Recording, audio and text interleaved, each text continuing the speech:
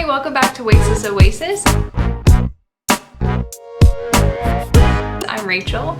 Today I really want to talk about composting and food waste. It's been a subject that's really been on my mind lately. I actually just got a vermicomposting bin, so essentially that just means it's a worm composting bin, and I've been using it to compost my scraps in my kitchen, and it's been pretty great. So I'm going to show some footage of how I set that up and kind of go behind the process of starting off the bin.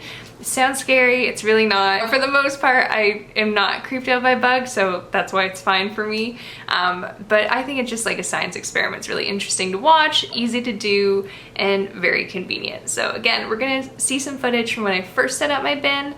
But before that, I kind of wanted to break down food waste and composting in general. There's a common misconception about composting and food waste in terms of the effects on the environment. A lot of people don't realize that food that goes to landfill is not breaking down. It's not just a easy sort of solution that nature figures out for itself. We've kind of ruined that process. So I'm going to start off just by defining food waste and kind of breaking down essentially what goes into the issue at hand. So the USDA defines food loss as the edible amount of food post-harvest that is available for human consumption but is not consumed for any reason. It includes cooking loss, loss from mold, pest, or inadequate climate control, and food waste.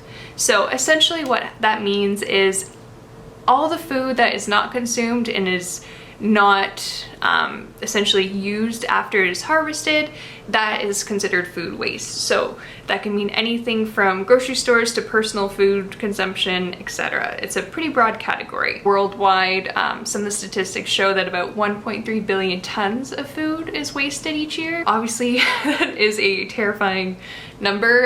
In the US alone, about 50% of the food that's generated is wasted as well. So if you think about that, that is just a huge loss on so many different levels. There are so many families that don't have access to healthy, wholesome food, and the fact that like a lot of fruit and vegetables are just tossed away or thrown out or wasted or rotting, it really is heartbreaking. So that's a huge issue right there. A lot of the times the policies in place in terms of disposing of food are not like helpful.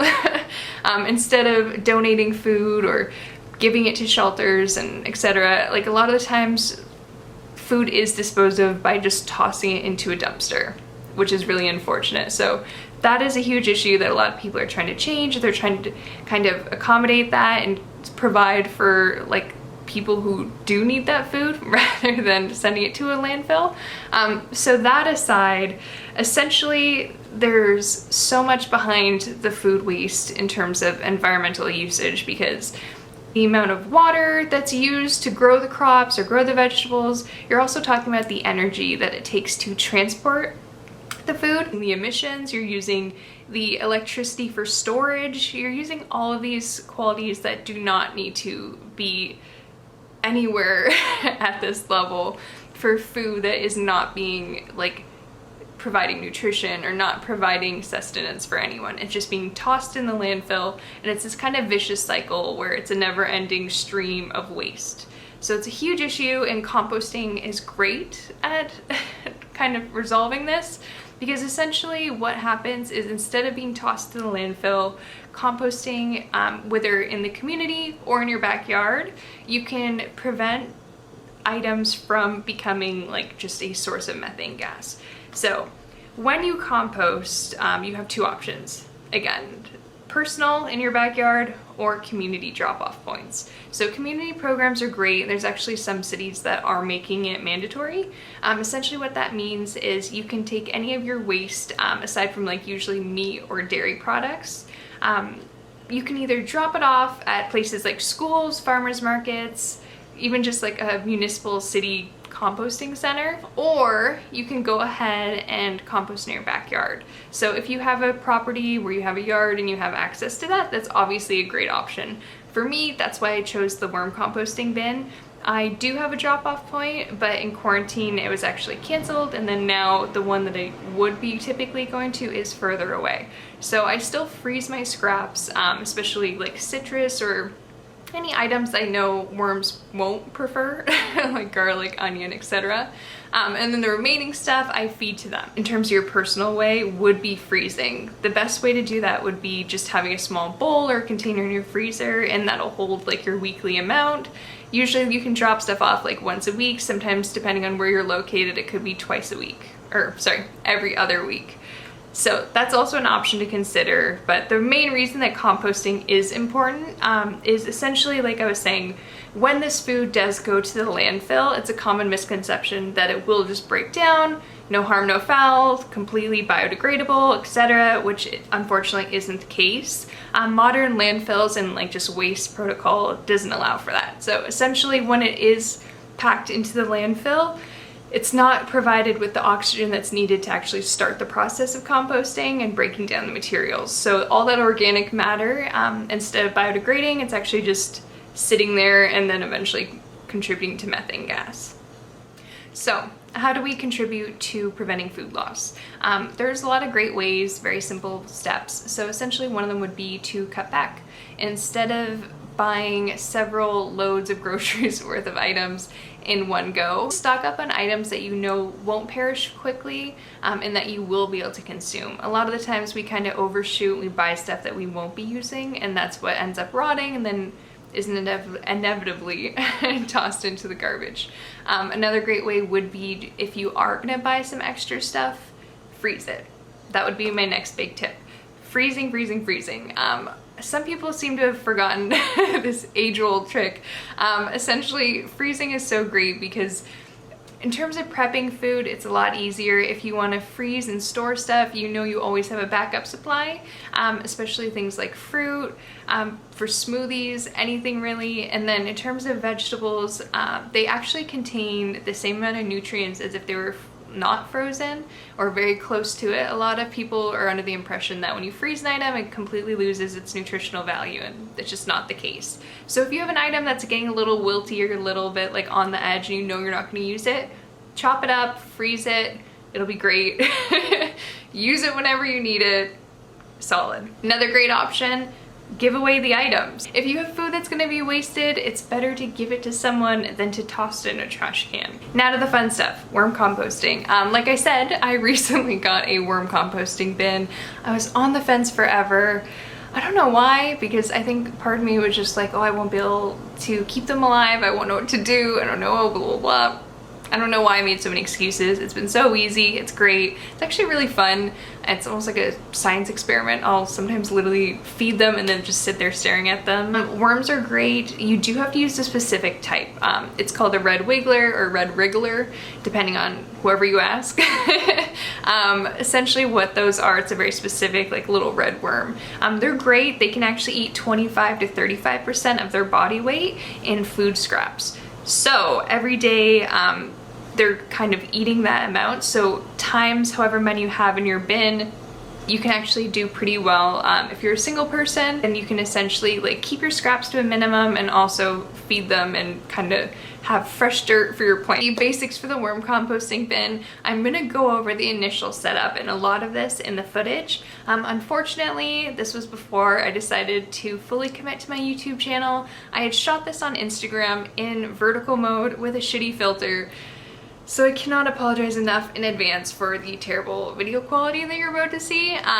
Honestly, it's not even that I was too lazy to refilm it, I set it up and I can't go back in time and do my first setup process again. I could get another bin, but that's a little unnecessary and obviously not gonna happen. So just accept the fact that the video is shitty, but the information is great. Listen along and you'll know how to set up your bin. One of my main takeaways that I'm not sure if I mentioned in the video is that you're gonna want about 1 pound of worms per your square foot. So if you're using a bin about the size of mine, you're gonna want about 8,000 worms. That's that amount that would be in the 1 pound.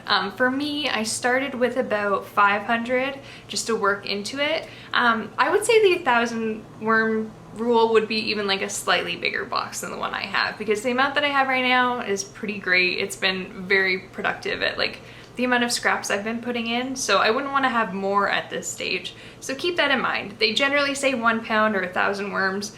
But with my bin, it's a little smaller and they do reproduce. They actually reproduce pretty frequently. So keep that in mind as well. If you start off with too many, they're gonna reproduce and you'll be just worm city.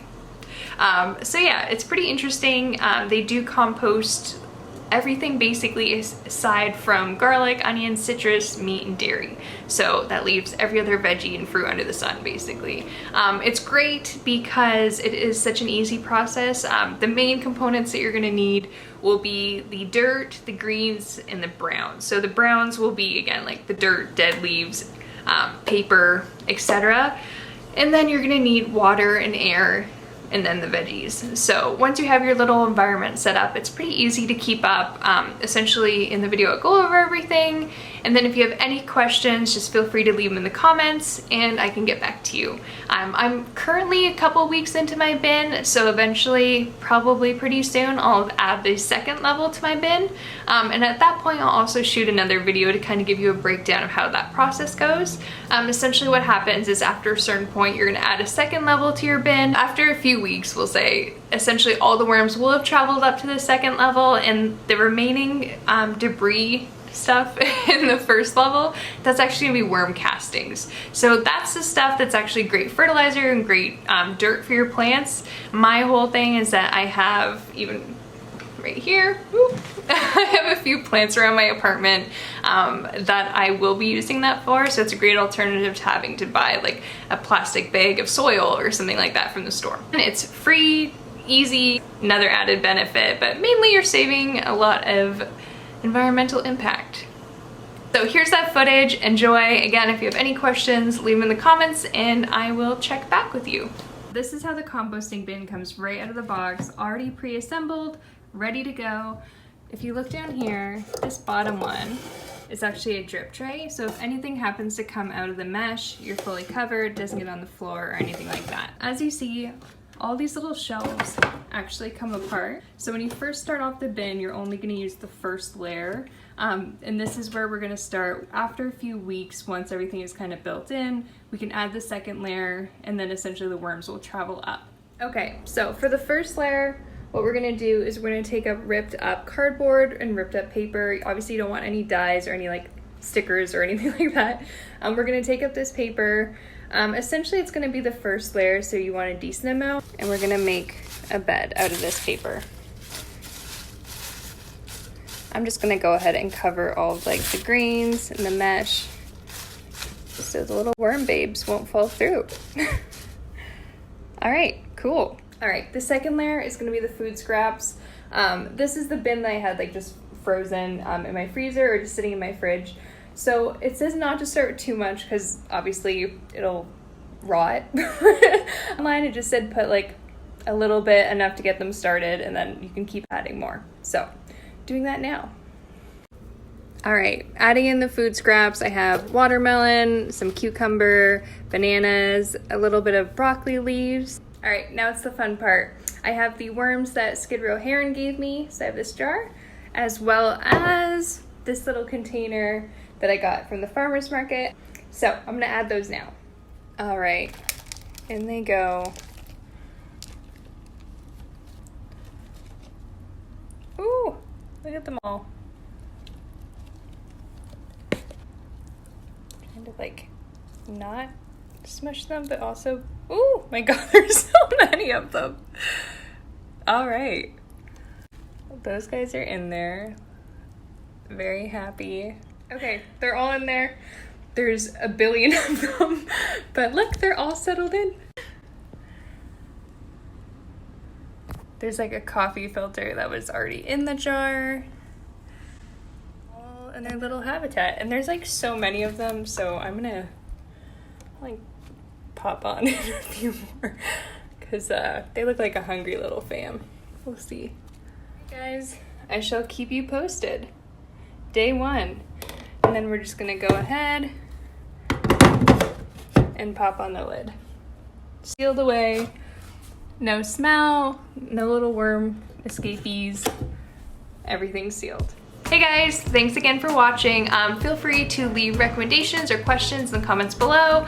I know composting videos are kind of hard to find, so hopefully I answered all your questions. If not, more than happy to do a follow-up video and answer any other random things about worms. Feel free. All right, bye.